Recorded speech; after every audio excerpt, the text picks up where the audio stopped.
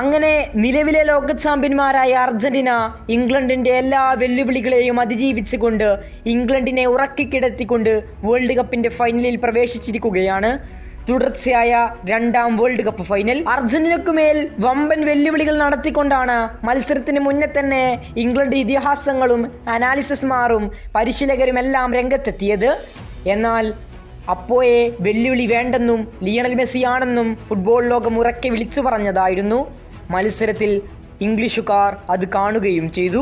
Leo മെസ്സിയുടെ ഇരട്ട assist മികവിലായിരുന്നു അർജന്റീനയുടെ വമ്പൻ തിരിച്ചുവരവ് നമ്മൾ കണ്ടത്. മത്സരത്തിന്റെ തുടക്കം മുതൽ തന്നെ ഇരു ടീമുകളും വലിയ ഫൗളുകളിലൂടെയാണ് മത്സരം ആരംഭിച്ചത്. മത്സരത്തിന്റെ ആദ്യ മിനിറ്റ് മുതൽ ഫൗളുകളുടെ പെരുമയായിരുന്നു നമുക്ക് കാണാൻ സാധിച്ചത്.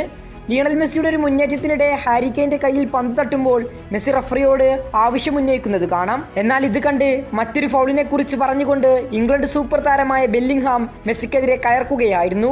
മെസ്സിയും ബെല്ലിംഗ്ഹാമും തമ്മിൽ പരസ്പരം വാക്കുതർക്കത്തിൽ ഏർപ്പെട്ടു. ഫൗളിനെ കുറിച്ച് തിരിച്ചും മെസ്സിയോട് സംസാരിക്കുന്ന ബെല്ലിംഗ്ഹാമിനെ കാണാം. അധികം വൈകാതെ ഇരു താരങ്ങളും തമ്മിൽ വാക്കുതർക്കത്തിൽ ഏർപ്പെടുന്നു.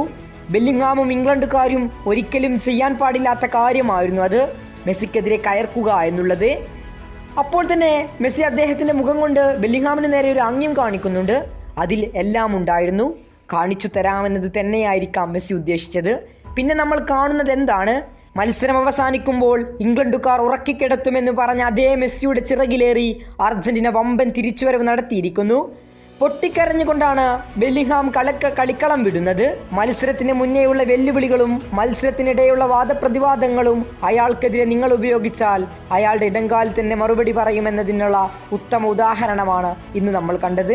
ഏതായാലും ഫുട്ബോൾ ലോകത്തെ ഞെട്ടിപ്പിച്ച് രോമാഞ്ചം കൊള്ളിച്ച അവിശ്വസനീയ തിരിച്ചുവരവാണ് അർജന്റീന ഇന്ന് ഫുട്ബോൾ ലോകത്തെ കാണിപ്പിച്ചത്. ഇനി വരുന്ന വേൾഡ് കപ്പ് ഫൈനലിന് വേണ്ടി ലോകം കാത്തിരിക്കുകയാണ്.